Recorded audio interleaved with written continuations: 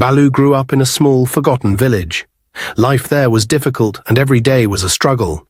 She was only 22, but it felt like she had lived a lifetime of pain already. Her family was poor, barely able to feed themselves, let alone think about the future. Balu's mother would often sit by the fire, her eyes hollow from the exhaustion of working on the farm all day, while her father stared silently into the distance, wondering when their luck would change. They had always hoped that Balu's life would be different, that maybe she would be the one to escape the poverty they had known for generations. But as time went on, those dreams slowly faded. With no money for school, Balu had stopped her education early. She spent her days helping around the house and in the fields, her hands hardened by work, her back aching from bending over the crops. One day, a visitor arrived at their doorstep with an offer that seemed like a miracle. A man from the city, named Drake, was looking for a wife. He was 32, 10 years older than Balu, but he was wealthy and could take care of her. The moment Balu's parents heard this, they didn't hesitate. They agreed to marry her off to Drake, even though Balu barely knew him. The wedding happened quickly, and before Balu could fully understand what was happening, she found herself living in the city with Drake. The city was noisy, filled with tall buildings and strangers who didn't bother to greet her as they passed by. It was so different from the village, where everyone knew each other. Here, Balu felt small and out of place. Drake wasn't a bad man. He provided for Balu, giving her a home and food to eat. But there was a distance between them. He worked long hours, often leaving early in the morning and coming back late at night. And when he was home, he was silent, absorbed in his own world. Balu tried to make herself useful, cleaning the house and cooking meals, but she longed for something more, a real connection, a family of her own. Months passed, and despite their efforts, Balu was not getting pregnant. In the village, this would have been a sign of shame.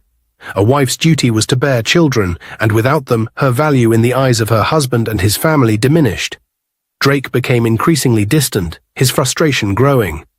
He had always wanted a son, someone to carry on his name and his legacy, and Balu's inability to give him that weighed heavily on him. For months, Drake was convinced that the problem of their childlessness lay with Balu. After all, she was the one who hadn't conceived, and in the eyes of his family, it was always the woman's fault. He never thought to question it. However, as the pressure mounted, doubt began to creep into his mind. What if there was something wrong with him? Drake had never fully recovered from a car accident he had years ago. It wasn't a major accident, but it had left him with some injuries that took time to heal. He had put it behind him, thinking it had no lasting effects. But as the months passed and Balu still wasn't pregnant, the possibility that the accident had caused more damage than he realized started to eat away at him. One day, when he couldn't bear the uncertainty anymore, Drake made a secret appointment at the hospital. He didn't tell Balu. He didn't even tell his parents. He went alone, his heart heavy with worry.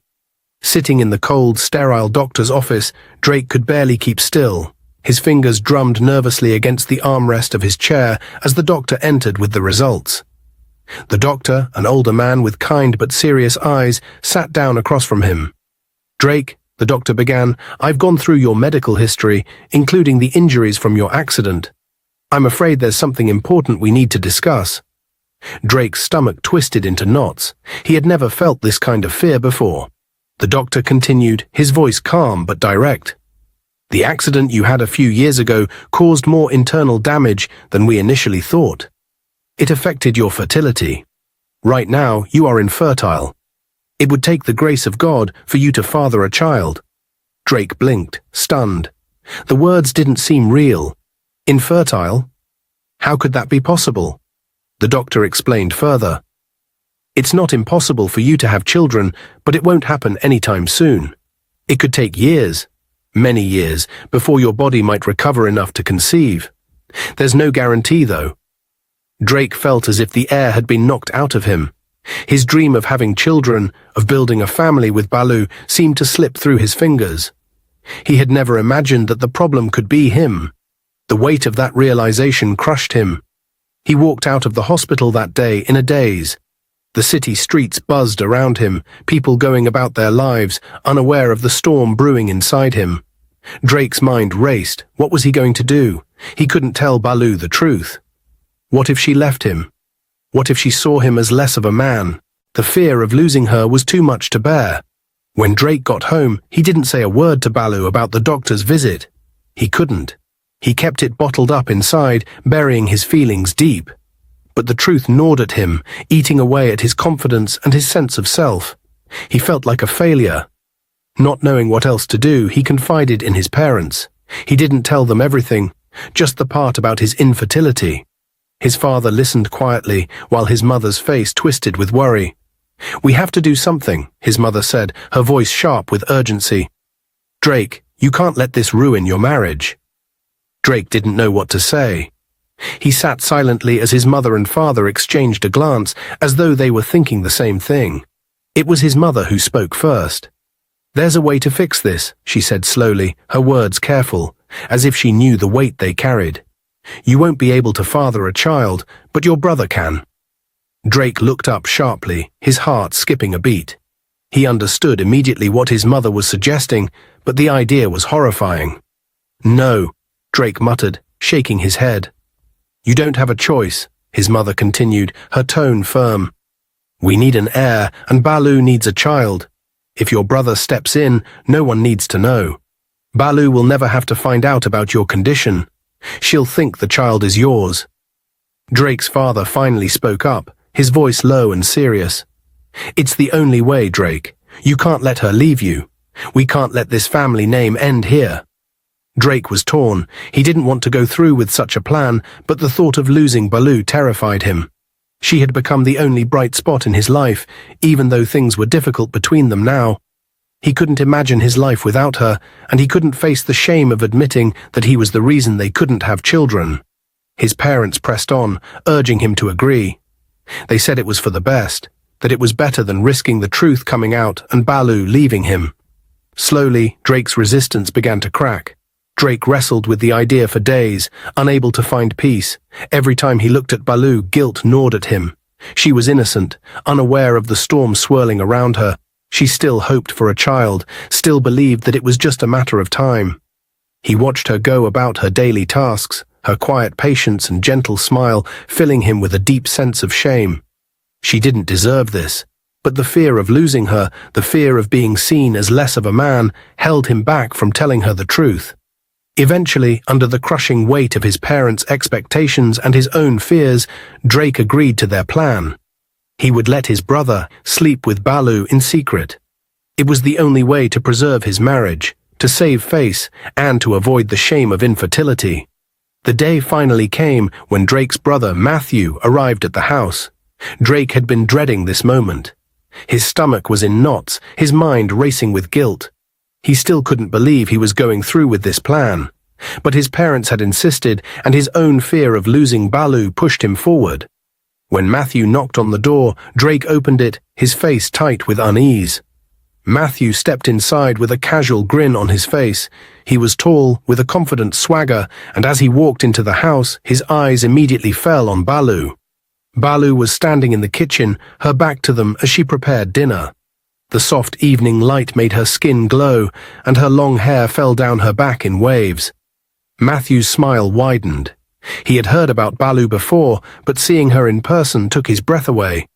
She was beautiful, far more than he had expected.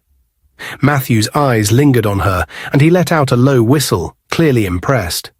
"Wow, Drake, you have eyes for good things," Matthew said, still staring at Baloo. Drake's face tightened in discomfort. He didn't like the way Matthew was looking at her, and his stomach twisted with jealousy, even though he had brought this situation upon himself. "Don't forget why you're here," Drake muttered, his voice low and tense. "This isn't about you liking what you see. We agreed to this because of the problem. That's it." Matthew nodded, still grinning. "Relax, brother. I know why I'm here. I'm just saying you did well. She's a beauty." Drake didn't respond. He felt sick. Every part of this felt wrong. But he was in too deep now. There was no turning back. Matthew's casual attitude only made things worse. Drake wished he hadn't involved him, but it was too late to change that. Over the next few days, Matthew began visiting more often. At first, Baloo didn't think much of it. She believed Matthew was just visiting his brother and spending time with family. He was friendly to her, always offering compliments that made her feel slightly uncomfortable, but not enough to suspect anything. But as time went on, Balu started noticing the way Matthew's eyes followed her wherever she went. His compliments became more frequent, and the way he spoke to her started to feel strange. There was something in his tone, in the way he looked at her, that made her uneasy. One evening, Matthew came over again while Drake was out. Balu was alone in the living room when he knocked on the door. She hesitated before answering, unsure why Matthew had come without telling Drake. But she opened the door, forcing a polite smile. Matthew stepped inside, his usual grin plastered on his face. "Just came by to check on you," he said casually, his eyes scanning the room before resting on her. Balu nodded, trying to keep the conversation brief. "Drake isn't home yet. He'll be back soon." Matthew shrugged. "That's fine. I came to see you anyway." Balu's heart skipped a beat. Something about the way he said that made her uncomfortable. She moved away slightly, trying to put some distance between them, but Matthew followed, his gaze never leaving her. "You're really something, Balu," Matthew said, his voice dropping lower. "I don't know how Drake got so lucky." Unease grew. She forced a laugh, trying to change the subject. "I'll go get you some water," she said quickly, walking toward the kitchen. But before she could leave the room, Matthew stepped in front of her, blocking her path. His grin had faded, replaced with a more serious, almost hungry look. He reached out, gently brushing a strand of hair from her face. "You're too beautiful to be stuck in this situation," he whispered, his voice making her skin crawl. Balu stood frozen, her heart pounding as Matthew's hand gripped her wrist. His smile had turned sinister, and fear surged through her veins. Before she could react, Matthew shoved her against the wall, his strength overpowering her. She struggled, trying to push him away, but he was too strong. Tears streamed down her face as she cried out, but there was no one to help her. Matthew forced himself on her, ignoring her pleas and protests. When it was over, Balu collapsed onto the floor, trembling with shock and fear. She felt broken, violated, and completely helpless. Her mind was spinning, unable to process what had just happened. She couldn't believe that Drake's own brother had done this to her. Hours later, Drake returned home. Balu ran to him, her voice shaking as she told him everything, how Matthew had forced himself on her, how she had tried to stop him. She was desperate for comfort, for Drake to take action, to stand up for her. But to her shock, Drake did nothing. He stood there, his face blank, his eyes avoiding hers. Balu's heart shattered even further. "Aren't you going to say anything?" she asked, her voice rising in disbelief. Drake turned away, his hands clenched into fists at his sides. "There's nothing I can do," he said. Balu stared at him, her mind racing. "What do you mean, nothing you can do? Matthew forced me." But Drake stayed silent, unable to look her in the eyes. Balu's stomach twisted in disbelief. How could he be so cold? How could he ignore what had just happened? Feeling more desperate and confused than ever, Balu grabbed the phone and called her parents. She needed someone to help her, to understand what she had just gone through.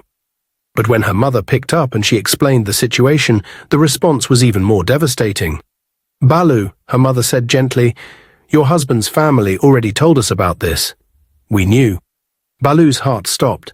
She couldn't believe what she was hearing. "What are you talking about? You knew?" Her mother sighed. "Drake can't get you pregnant. It's because of his accident. His family decided that Matthew would be the one to give you a child. They didn't want to tell you, so you wouldn't refuse." Balu felt like the ground had fallen out from under her. "You're telling me this was planned?" she shouted, her voice breaking with disbelief. "You knew this and didn't tell me." Her mother's voice was calm, as though it wasn't a big deal. "It's for your own good, Balu. You need to have children. We agreed with their decision because it's what's best for you and your marriage. Besides, Drake is the one sending us money, taking care of the family. If you leave, who will help us?" Balu's hands trembled as she gripped the phone. Her own parents, the people she trusted most in the world, had betrayed her. They had allowed this to happen. They had agreed to let Matthew have his way with her, all for the sake of money. Tears streamed down her face as she whispered, "You're telling me to stay after what just happened? After everything?" Her mother's voice was firm. "Balu, you don't have a choice. If you leave, who will send us money? Drake is taking care of you and the family. We can't afford to lose that." Balu dropped the phone, her entire body shaking with rage and helplessness. Her own parents had sold her happiness for money. They cared more about the financial support Drake provided than her well-being. The realization hit her like a punch to the gut. She had nowhere to turn. Her husband wouldn't defend her, and her parents refused to help her. The next morning, Matthew woke up with a heavy weight pressing on his chest. He sat on the edge of the bed, his hands shaking slightly as he stared at the floor. The events of the previous day haunted him. He had crossed a line, and no matter how much he tried to push it out of his mind, the guilt was suffocating. For the first time, Matthew didn't feel proud or confident. Instead, he was angry at himself. What had he done?